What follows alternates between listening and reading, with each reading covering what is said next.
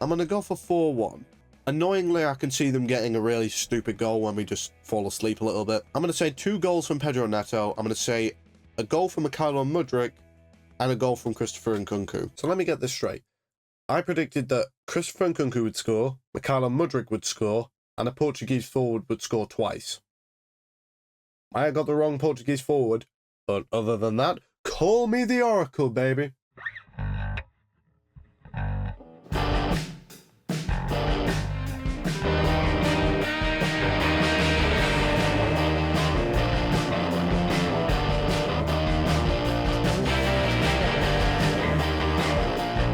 Alright, ladies and gentlemen, welcome back to the channel today. My name is the Crimson Wolf, and welcome back to the Blue Review for our Conference League game versus Panathinaikos. Just right off the bat, thank you to anybody and everybody, once again, who showed up for my live stream reactions to the Panathinaikos game. It does mean the world to me, it truly does. And I hope you turn up for more in the future. And if you didn't turn up, please turn up. I would really appreciate it. And you can just watch the game together, it'd be really appreciated. But as for the game itself, pretty much just controlled it back to front. In control pretty much the entire game. Started a little bit lackadaisical, but we got hold of it pretty quickly. Got ourselves in front, started pulverising them basically. Fell asleep a little bit for that goal. But other than that, pretty comfortable performance, professional, comfortable. Good refereeing performance as well. Can English referees please take note? But other than that, pretty happy. So I will dive straight into the cards for today. And if you are new to the channel around here, allow me to give you a quick overview of what happens around here. Basically, I go through 8 points from the game, Lampard's famous 8 as I like to call it, and I give them a blue, yellow or red card, whether it was a good, mid or bad performance.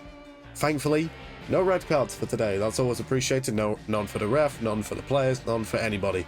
Always appreciate that. There is, however, a yellow card, and it is for Christopher Nkunku. And yes, I know Nkunku did get a goal, but I don't think he really played that well, and it is what I said in the preview. Nkunku doesn't suit playing as a striker. I don't particularly believe he was too comfortable playing there either, because if you watch the game, you could see he was dropping very deep. Like, all the time. He was doing what Palmer does, basically, which is playing as a number 10, drop deep, collect the ball and bring it forward. He was playing as a number 10. Now, in this game, we got away with it because he alternated who went up front between him and Felix. That kind of neutralized it a little bit, but Nkunku wasn't really where he needed to be, which was up front on the pitch. And the reason Nkunku is the one playing there is because, as I've said before, he is the best finisher in the squad. His ability to put the ball in the back of the net is better than anybody's in the team, which is why you need him up front. And his close quarters control is better than anybody. With that, he does need to be playing up front a little bit more, but he wasn't. He was dropping deep, too deep for my liking, and he wasn't really impacting play as much as he should be. Obviously, he did score the penalty. I feel like it does a little bit injustice to his goal scoring record, because he is our top scorer in all competitions. He's got 4 goals across the Conference League now, 2 versus Servette, both penalties. Obviously, the penalty versus Panathinaikos and the goal versus Ghent. He has the hat-trick versus Barrow and the goal versus Bournemouth. Nkunku is doing well, but he is against lesser opposition, which does technically include Bournemouth. They're not exactly the strongest team we've come up against so far. That is a bit of a lesson for people that are saying Nkunku should be starting. Yes, he's doing well in these games, but A, it's lesser opposition, and B, for people that are arguing that he should be starting over Jackson, what Jackson brings to the team is arguably more valuable than what Nkunku does. Jackson's link-up with all the players around him is amazing. His link-up with Palmer is quite literally the best combination in the Premier League. They've combined for the most goals between 2 players since, I believe, the beginning of last season. I believe it's 12. And even this season, we've seen it. Like, for the Wolves game, the West Ham game, and the Brighton game, they were linking up for goals. They are the most deadly strike partnership in the league, and there is a reason for that, and it's because Jackson's hold-up and link-up play is just better than Nkunku's. Just flat out, it is better. Jackson's not as composed of a finisher as Nkunku, and I don't think his close court control is as good, but what he offers to the rest of the team is more valuable than what Nkunku would bring to the table. Not a perfect performance. I don't think he was bad by any stretch of the imagination, and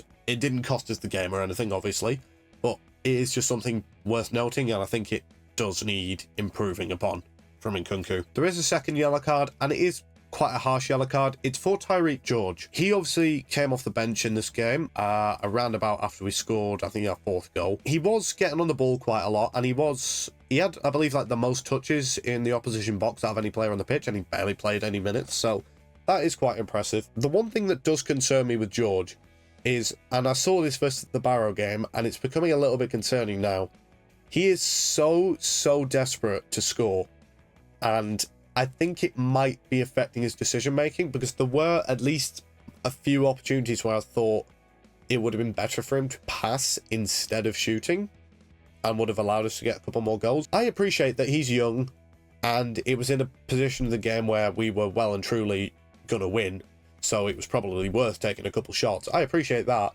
but when there's better opportunities to line up a goal instead of shooting yourself, you have to be taking them. I've said it with Nonny and I've said it with Sterling 1,000 times.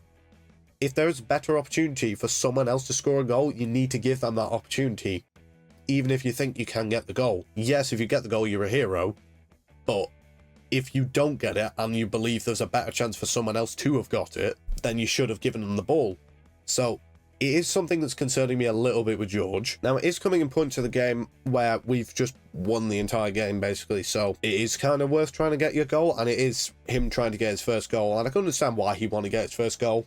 He's a goal scorer as well, so that's kind of his job. As long as we're in these periods, I can let it go. Like, as long as he's coming on when we've basically shut the game out and we're not looking for a goal, and he's just trying to get one for himself, I can let it go. But if we get into the period where he's coming on and we are needing a goal and he keeps trying to shoot himself instead of possibly picking a better option, I'm going to start being a bit like, this might not be working out, and I think his decision making needs a bit of working. Harsh, maybe, but I think it's worth noting. Moving into our first blue card of the game, and I just want to give a quick mention to Philip Jorgensen, because I think he had a composed game in nets for Chelsea. Obviously, he had a very good save at the beginning of the game. Beyond that, wasn't really troubled, apart from the goal, obviously, but I thought there's not really much you can do about that, really. Other than that, he wasn't really tested that much. The thing that I did like from Jorgensen was that he looked so composed on the ball. His decision-making on the ball was just so calm and composed and confident. He seemed so much more confident in the ball than Sanchez, for example. This is possibly something that might lead him into getting a start ahead of Sanchez in the Premier League. Now, obviously, with Sanchez's recent rocky performances, we've now started to question whether Jorgensen should be getting a start or not. I think he probably deserves it because he, as I say, he looks composed on the ball, and composed under pressure, no less, as well, which has been Sanchez's problem. His decision-making while he's under pressure often leads to mistakes. Now, Jorgensen doesn't seem to have that kind of pressure on him. Maybe that changes if he steps into the Premier League. Right now, I don't see it, and that is a good thing. The less pressure you have on yourself when you've got the ball at your feet as a goalkeeper, the less likely you are to make a mistake. It's something that could be worth looking into if Sanchez continues to have rocky performances, so just keep an eye out on that. Second blue card of the game goes to Enzo Fernandez, and I don't think Enzo had a standout performance or anything. It was nothing like headline worthy or anything, but I think he played quite well, and for once, actually, he was actually playing as that deepest lying midfielder. He had Cucurella and obviously Felix ahead of him. Dewsbury Hall as well, sorry, of course. So that allowed him to play deepest because you had Cucurella as that kind of left-sided 8 inverting into midfield going forward. You had Dewsbury Hall and obviously Felix. So that allowed Enzo to play deeper, and he was allowed to dictate the game a little bit more from there. His passes were consistent and well-timed, and obviously great decision-making on where to go. And I think that really did help him. And his defensive work was actually quite solid, to be fair, Enzo. He's never afraid to get physical, Enzo. That is the thing. He's never afraid to get physical if he has to. Whether he comes out on top is a different argument, but he is never afraid to go into a challenge if he needs to. I think Enzo had a really good game. Again, nothing flashy or spectacular, but simple. He did his job and he did it well. And that's what we've been saying about Enzo for quite a while this season. His job isn't exactly the most noteworthy, but it needs doing, and he does it well. And we saw that in games like Brighton, when his ability to just play the ball through the lines up to the forward players was on full show, as well as his link up with Jadon Sancho for both the penalty and for that 4th goal. So we are starting to see what Enzo brings to this team, and I think we did miss him a little bit versus Liverpool.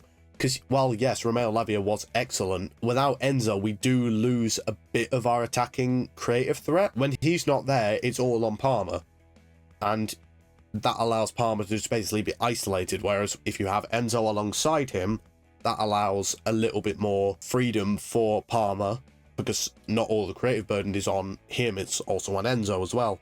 So I think that's very important to keep in mind. And yes, Romeo Lavia is looking phenomenal, as is Moises Caicedo, but I do think we can't just write Enzo Fernandez off immediately, because I think he does bring something very important to this team, and it is something that is to be considered. Moving into our third blue card, and it is for a player that is looking like a new man right now, and it is Benoit Badiashile. I saw it versus Liverpool, and I saw it in this game versus Panathinaikos.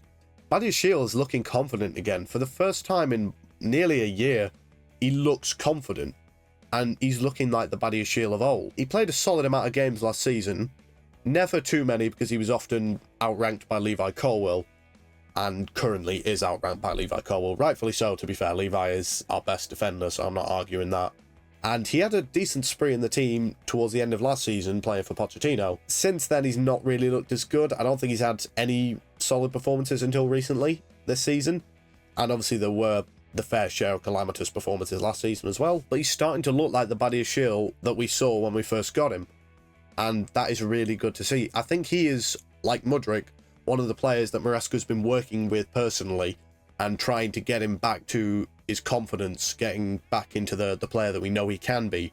And that's really good to see, because we know what Badiashile's capable of. We saw it when we first signed him, playing alongside Thiago Silva under Graham Potter. He seemed to lose his confidence after he came back from injury, and combined with the bad performances and pressure from the outside from the fans, I think it probably weighed on him a little bit. Now that he's starting to look a little bit more confident in himself, the fans will get behind him a little bit more, and then he can start believing in himself again. He did look so composed and calm on the ball, and his ball playing ability was fantastic today. It is also worth noting he was playing as the centre back, because we had Axel Disasi and Renato Vega playing alongside him, so you had Badiashile in the centre, which is where Levi plays, and I think that is quite important in noting, in that Levi never looks as confident when he's playing as a left of a back three as he does in the centre. And the same looks to be going for Badiashile. His ability to just break the lines with the passes was fantastic. He was composed on the ball. He wouldn't be bullied. He wouldn't be pressured. He seemed quite good in the air. And that's always been a criticism of mine of Badiashile, which is that despite he's 6'5", 4, whatever it is that he never really seemed that confident in the air. He looked a little bit more confident in the air in this game. Badiashile just seemed a lot more composed in himself. And I think that is quite a credit to Maresca, because I think he is the one that's been working with him to get him back up to that level. So, but yeah, Badiashile was really good last night. Moving into our penultimate player for another blue card, and it is for the man who got 2 goals in this game, João Felix. And Felix just looked like he was enjoying himself in this game. Like, he did just genuinely look very happy. The goal, I think, is quite a lot on himself, because it was a brilliant ball played up by Kiernan Dewsbury Hall. Obviously, Felix flicks it onto Mudryk, and Mudryk obviously gets into the box and passes it to Felix for him to tap home. Very good goal by Felix. And the second one is actually a really good goal. He obviously, a bit at the edge of the box, lines up the shot, just absolutely hammers it in. Takes a massive deflection, to be fair, wrong foots the goalkeeper and ends up in the back of the net. But Felix just looked like he was really enjoying himself. He should have been the one to come on instead of Christopher Nkunku, considering what Maresca did with Nkunku. He played him on the left, and I think Felix is much more suited to that. Felix was actually playing a little bit on the left. Like, whenever we dropped deep, he was appearing a lot on the left wing. So he is very clearly more confident out on that side. Something that's also worth pointing out is that being on the press conference seems to be a bit of a blessing right now, because Felix was on the press conference after Maresca for the Panathinaikos game, and then he goes and scores 2 goals. When Casadei was on it, he went and had a great performance, I believe, versus Barrow, I think it was. Colwill had a great performance after he was off on the press conference. Clearly, that's something that's rubbing off quite well on the players so far. So, something that's just worth pointing out because it's funny. But Felix did play really well. Obviously, not just the 2 goals. I think he was just really, really good. He was doing his job. He, like a little bit what I said with Nkunku, he was kind of doing what Palmer does, dropping deep to collect the ball and progressing it up the field. And that is really good to see. Felix is one of the most unlucky players in this squad, because he is the one playing as the number 10, and unfortunately his competition for the first team is Cole Palmer, who is the best player in the Premier League. So I do feel bad for him in that aspect. Maybe there's a way into the team in other areas, possibly playing off the left wing. He could possibly take that role from Jadon Sancho. He did very well, Felix, and he is staking a claim that he should be getting more minutes, especially coming off the bench. I think he should be definitely getting more appearances off the bench. Moving into our final player and penultimate blue card, and it is for who, in my opinion, was very easily the man of the match, set up both of Felix's goals, scored one himself, Mykhailo Mudryk. King Misha, as I've started calling him quite recently. And Mudryk was just awesome in this game. Same thing I said with Badiashile, he's got his confidence. And we've always known Mudryk as a confidence player. We've always known he's like that. And now he's playing with the confidence. And it's a combination, I think, of he's got confidence and he's not feeling pressure. Now there's not pressure on him to perform because we're actually playing well and we've got a good team around him, that it means if he doesn't perform that they will. I think it's having a positive effect on him because he's starting to feel a little bit more free. And he was really, really good yesterday, Mudryk. Just so many things he did well. I think both of his assists for João Felix's goals are amazing. I think the goal itself he scored is very good. It's a brilliant cross by Pedro Neto. I haven't got Pedro Neto in here, but it's worth pointing out that cross from Neto on his right foot was spectacular, and Mudryk's in the right place at the right time to head it in the back of the net. So that's always appreciated. Mudryk, I think, was just really, really good. And we've been seeing it in the past couple of games. We saw it versus Gen and versus Barrow, that Mudryk has just been doing really, really well. Like, whatever Maresca's done to him, it's working. And even we saw it when he came off the bench for Nottingham Forest, that pitch-perfect cross for Nkunku, who unfortunately headed it straight at Matt Sells. To be fair, it's a good save. He's looking like I said with Badiashile, he's looking like a new man. And that's really good to see, because we spent a lot of money on this guy, and it's now starting to look like it's paying off a little bit. And yes, it's against lesser opposition, but if he keeps going and gets more confidence in himself, that form will translate into better opposition should we need to use him in the Premier League. So that's always great to see. I'm really happy for Mudryk. I'm happy he got a goal. I predicted he'd get a goal and I was right. So I am very happy for him. I'm happy he's starting to play with a smile on his face. I'm happy he's finally getting the numbers to back up some of his performances. The final blue card does go to Enzo Maresca. And it's basically for what I've said about him working with both Mudryk and Badiashile. And I think he's highlighted which players are struggling, and he's set aside instances to train with them both to make sure they're both up to the level which we require of them. And it's clearly working, because Badiashile, I thought, was a complete waste of space. He comes on versus Liverpool and actually looks confident. He has this game and looks absolutely amazing. Mudryk didn't start the season particularly impressively. He had a rocky start versus Wolves, and then looked okay coming off the bench versus Palace. And then since he's been put in the cup games, he started doing really well, as I said, versus Barrow, versus Gen, and versus Panathinaikos. He's looked amazing. And I think that is very much a product of Maresca. And I did say at one point that behind Gallagher, Mudryk was the most improved player under Pochettino. But even now, Mudryk's still improving under Maresca, and that's what we like to see.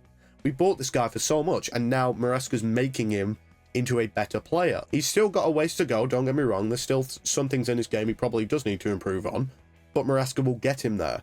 And that's what I really like from Maresca. He's making these players better. We very clearly struck gold when we picked this guy up, because he is slowly becoming one of the best managers in the Premier League, and we are in such a good position to not only pick up a trophy this season, but make it into the top 4. Maresca is the man to take us there. I'm 100% sure of this. I said it last season under Pochettino that I thought he was the man, and then obviously as things went on, it turned out maybe not.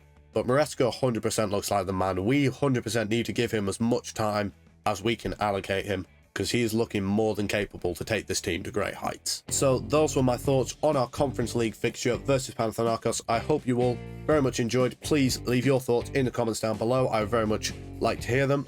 And with that being said, my name is the Crimson Wolf, the reddest Chelsea fan on the internet, and you have all been amazing. And I will see you in the next video. Good luck with it.